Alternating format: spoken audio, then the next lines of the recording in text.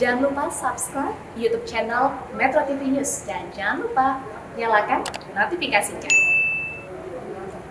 Pemirsa, jelang 77 tahun Indonesia merdeka, upaya mencapai merdeka pangan terus dilakukan. Jaminan ketahanan dan juga pemenuhan kebutuhan pangan terus menjadi sorotan publik di tengah ancaman krisis pangan global akibat pandemi COVID-19 dan juga perang Rusia-Ukraina.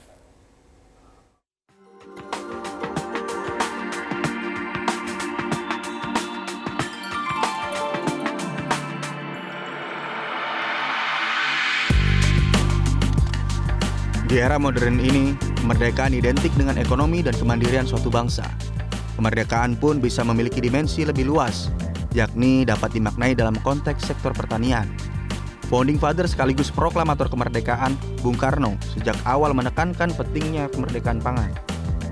27 April 1952, saat peletakan batu pertama Institut Pertanian Bogor, Bung Karno pernah mengatakan bahwa persoalan pangan sebagai hidup matinya bangsa.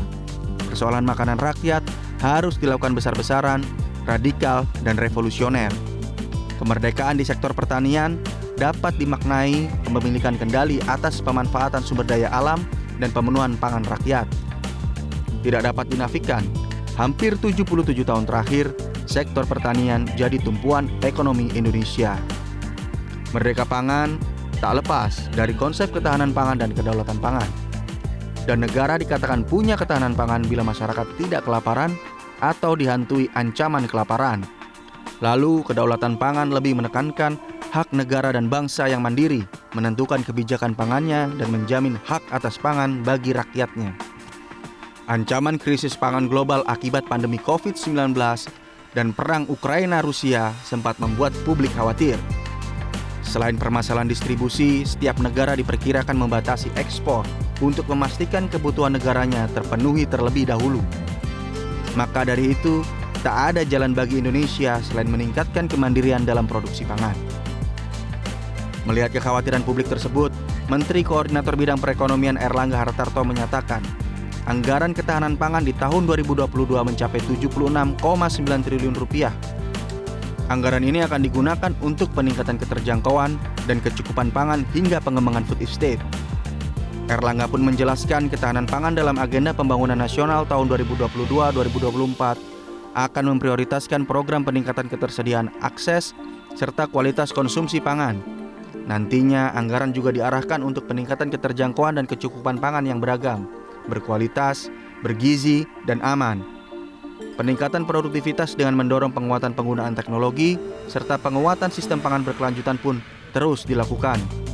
Program Food Estate yang dikomandani Kementerian Pertanian sukses mendorong swasembada pangan di 2 kabupaten di Kalimantan Tengah, yakni Kabupaten Kapuas dan Pulau Pisang. Menteri Pertanian Syahrul Yassin Limpo mengatakan bahwa melalui program pengembangan Food Estate, pemerintah berupaya mencukupi kebutuhan pangan masyarakat nasional dengan pengembangan multi komoditas, sehingga nantinya saat panen semua kebutuhan bisa terpenuhi, baik komoditas tanaman pangan seperti padi, hortikultura, perkebunan, maupun ternak. Pertanian memutar ekonomi lain. Oleh karena itu, tantangan dari krisis pangan dunia harus dihadapi dengan perubahan agenda-agenda dan frame teknologi pertanian yang lebih maju. Food Estate dalam konsep pertanian modern menggiatkan mekanisasi dan mendorong tumbuh kembang teknologi dan inovasi. Upaya menggiatkan mekanisasi dilakukan melalui peningkatan bantuan alat dan mesin pertanian, pelatihan, serta pendampingan. Sementara itu, penumbuh kembangan teknologi dan inovasi dilakukan dengan cara penelitian adaptif dan menjawab kebutuhan di lapangan untuk mendorong efektivitas dan efisiensi rantai pasok. Mengutip kembali pernyataan Bung Karno, perlu upaya radikal dan revolusioner dalam mencapai merdeka pangan. Karena itu, merdeka pangan bukan hanya tanggung jawab petani, penyuluh, atau insan pertanian, melainkan juga tanggung jawab seluruh elemen bangsa.